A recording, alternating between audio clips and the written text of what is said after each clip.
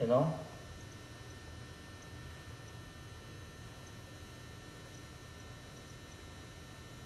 When you are very much upset, in fact, when you go to eat this delicious food,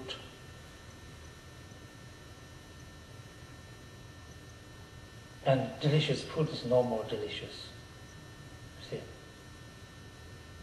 Why this food is used to be very delicious, but when you are upset, it's not more delicious because of your mind. Go to Air Force here. Usually you thought, wow, this plane looks great, you know.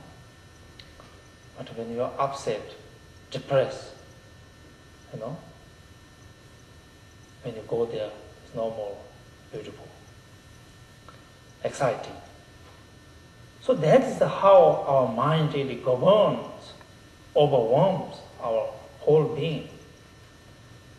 The positive karma, negative karma, all come from our positive mind and negative mind. So therefore, mind is the really cause of everything. Mind is the cause of everything. If that is the truth, then isn't it important to take care of one's mind? In Tibet, you know, all those practitioners, when they meet each other, instead of saying, "Hi, how are you?" handshake, some practitioners used to say to each other, "How's your heart today?"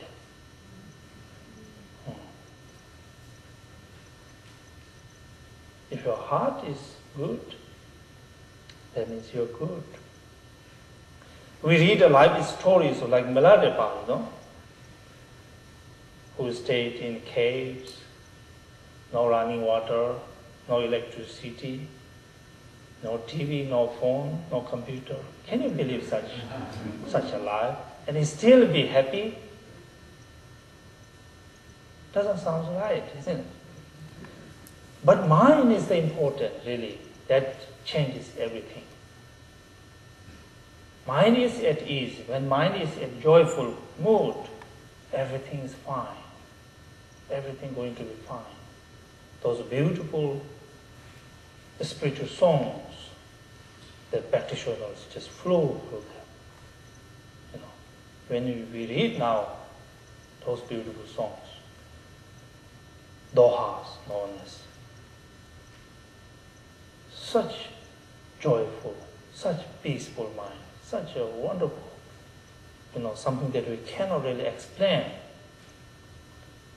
the joy that they had. This joy is not definitely from, you know, from material things, you know. On the other hand, we know that like in Hollywood, you know, lots of people who are very rich, who drives Mercedes cars and Lexus, but he's still not happy at all. So that is how our mind really is everything, is a cause of everything. So therefore, training our minds, looking to our minds, is very important.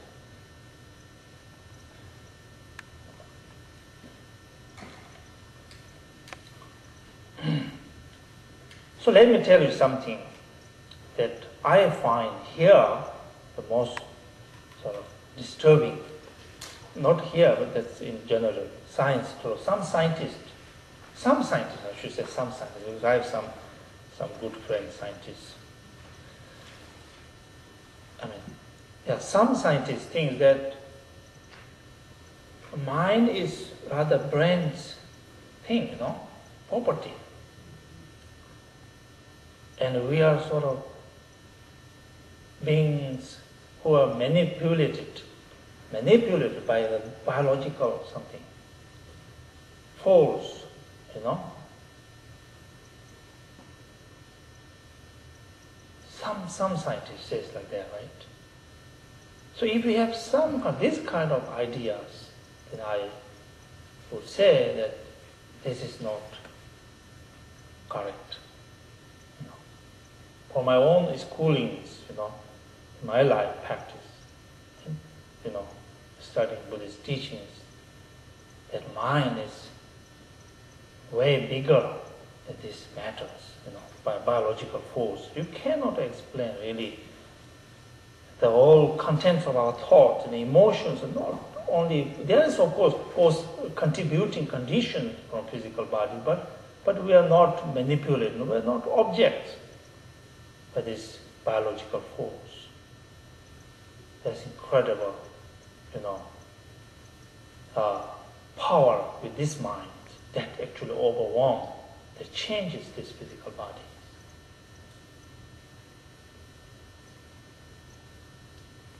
So when I hear something like that, very materialistic interpretations of our being, it is so personal feelings, I think, those who believe in such and having such a materialistic view that this life is all, once we die and we are gone and dead, everything stops. So that is so materialistic view and also not healthy for our lives. So what is Buddhist view then? My friends ask me. So the Buddhist view that I've been studying, doing in my own practice, is that all sentient beings, regardless who we are, we have this benevolent nature, really, rather than, everything's governed by our, biological force. We sentient beings, every one of us, have good nature, rather than bad nature. That is the fundamental understanding.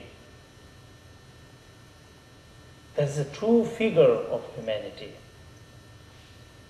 Of course, there are some criminals who landed in jail with some, influence of alcohol or some mental disorder. But even after that, feel regret. But it's already done, right?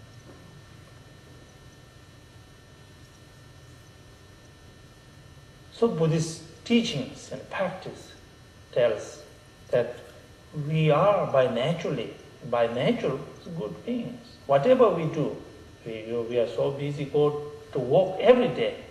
Why you go to work every day? Some of you want to kind of bring some benefit to your community, to your family. Bring some benefit, not hurt, not suffering. Don't we? We wish bring some benefits. At least to benefit to one's soul, not suffering. That is the benevolent nature of us.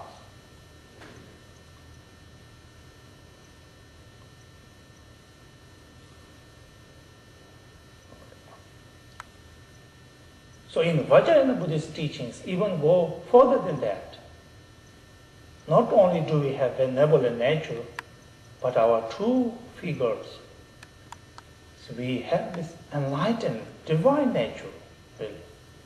That is the Dzogchen ultimate teachings about. For me, whatever joy, inspirations I have is come from my own little understanding and practice and experience of this divine nature that within Buddha, within me.